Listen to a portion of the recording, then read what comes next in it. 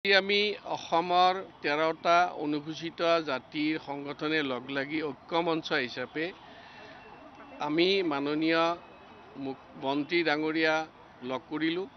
ইয়াৰ আগতে আমি বিভিন্ন প্ৰগ্ৰেম লোৱাৰ যি ডিক্লেৰেশ্যন দিছিলোঁ, ইতিমধ্যে আমি কিছুমান কৰি গৈছোঁ।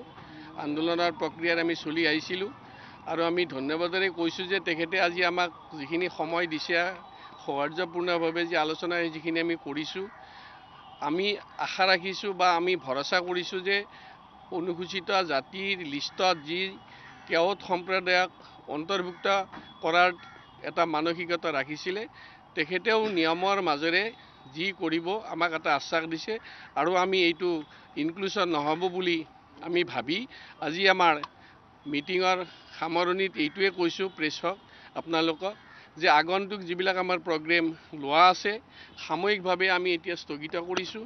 এইকাৰণে যে তেখেতৰ যিটো আমাৰ ওপৰত এটা ভৰসা দিয়াৰ ব্যৱস্থা কৰিছে, আমি ওয়েলকাম কৰিছোঁ আৰু আগৰ ফালে যিবিলাক প্ৰগ্ৰেম আছে আজি আমি ৰাইজক জনাইছোঁ যে আগন্তুক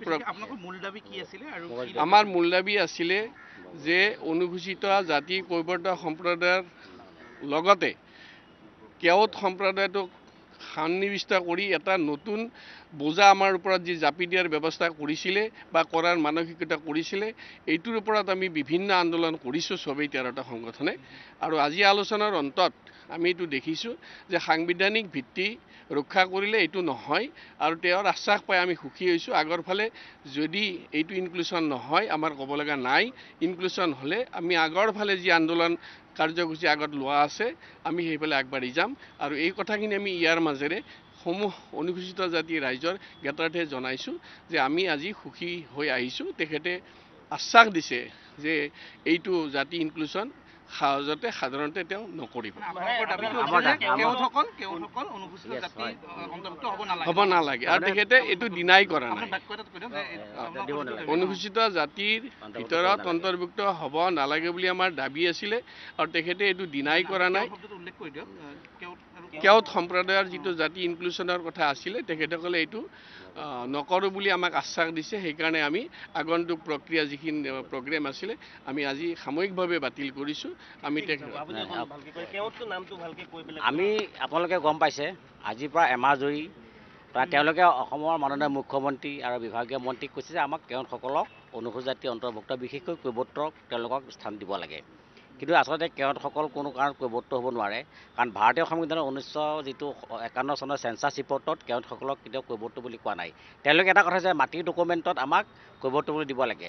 তেওঁলোকে হয়তো পঢ়া নাই, অধ্যয়ন কৰা নাই, মাটিৰ ডকুমেণ্টৰ ওপৰত কেওটত ডিপেণ্ড নকৰে। কাৰণ আজি আমাৰ জালুকবাৰীৰ কাষত থকা গাড়ী গাঁওখনৰ সম্পূৰ্ণ মানুহৰ মাটি অন ডকুমেণ্ট মই আপোনাৰ ৰেকৰ্ড দিব, তেওঁলোকৰ কৈৱৰ্ত লিখা আছে। গতিকে তেওঁলোক কৈৱৰ্ত হ'ব নেকি মুছলিম মানুহখিনি?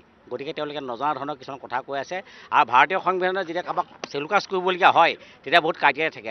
পাৰ্লিয়ামেণ্টত পাছ হ'ব লাগিব, ৰাজ্যপালৰ নটিফিকেশ্যন হ'ব লাগিব আৰু অসম বিধানসভাত পাছ হ'ব, তাৰপিছত তেওঁলোকে। কিন্তু ৰঞ্জিত দাস ডাঙৰীয়াই জোৰ জবস্তি এনেকুৱা কথাবোৰ কোৱাৰ কাৰণে যে অসমত এটা বেয়া পৰিৱেশ সৃষ্টি হৈছে, সেয়ে আমি মাননীয় মুখ্যমন্ত্ৰীক আমাৰ মাননীয় যি বিভাগীয় মন্ত্ৰী এই বিষয়ে অৱগত কৰিছিলোঁ। আজিতো আমন্ত্ৰণ ক্ৰমে আমি ইয়াত আহিলোঁ 13টা সংগঠন, আহি তেওঁৰ আলোচনা হ'লোঁ। তেওঁ কৈছে ঠিক আছে, এইটো তেওঁলোকেতো নাপায়, কাৰণ তেওঁলোকেতো পোৱাৰ কোনো ক্ৰাইটেৰিয়া নাই। গতিকে আমি ইতিমধ্যে তেওঁ কৈছে যে আমাক মাননীয় মুখ্যমন্ত্ৰীক আমাক লগ কৰাই দিব আৰু গোটেই বিষয়টো আলোচনা কৰিব। গতিকে ৰঞ্জিত দাস ডাঙৰীয়াক আমি এটা অনুৰোধ জনাইছোঁ, যিহেতু তেওঁ এজন মন্ত্ৰী, গতিকে তেওঁ এনেকুৱা ধৰণৰ কথাবোৰ কৈ আমাৰ অসমীয়া মানুহৰ মাজত যেন জাতিভেদৰ বা অসমত কাজিয়া সৃষ্টি নকৰে। কাৰণ ইতিমধ্যে অসমীয়া মানুহখিনি বিভিন্ন সমস্যাত ভুগি আছে। গতিকে আমি ৰঞ্জিত দাসক এটাই অনুৰোধ জনাইছোঁ, তেওঁ এজন বয়োজ্যেষ্ঠ কেবিনেট মন্ত্ৰী, তেওঁ এটা বিজেপি দলৰ সভাপতিও আছিল। তেনেকুৱা এজন মানুহে যোৱাকালি গৈ বিশ্বনাথ চাৰিআলিত কিবা এটা ক'লে, কাইলৈ গৈ কিবা এটা ক'ব, তেনেকুৱা ধৰণৰ মন্তব্য দিলে বিশেষকৈ আমি যিখিনি অসমীয়া খিলঞ্জীয়া কৈৱৰ্ত মানুহৰ চেণ্টিমেণ্ট আছে। কাৰণ আপোনালোকে জানে কৈৱৰ্তসকলে কি কৰিছিল আগৰ দিনত। সেয়েহে আমাৰ ৰঞ্জিত দাসে এনেকুৱা ধৰণৰ কথাবোৰ ক'ব নালাগে। আৰু অহাকালি যি আমাৰ 19 তাৰিখে এটা কাৰ্যসূচী আছিল, আমাৰ 29 তাৰিখে এটা বিধানসভা ঘেৰাও কাৰ্যসূচী আছিল, সেইটো আমি স্থগিত ৰাখিছোঁ। ইয়াৰ লগতে 1 তাৰিখে অসম বন্ধটো আমাক স্থগিত ৰাখিবলৈ কৈছে। কিন্তু আমি যেতিয়ালৈকে কেওটসকলে এইটো সমস্যাৰ সমাধান নহয়, যদি মুখ্যমন্ত্ৰীৰ আলোচনা নহয়, তেতিয়া কিন্তু আমি পৰৱৰ্তী সময়ত কাৰ্যসূচী ল'বলৈ বাধ্য হ'ম। কাৰণ যিহেতু আমাৰ সাময়িকভাৱে আমি এইটো স্থগিত ৰাখিছোঁ। মই অসম অনুসৰি যুৱ ছাত্ৰ সন্থাৰ সাধাৰণ সম্পাদক মই নিত্যানন্দ দাস, মিছন জয় বিবাৰ সাধাৰণ সম্পাদক।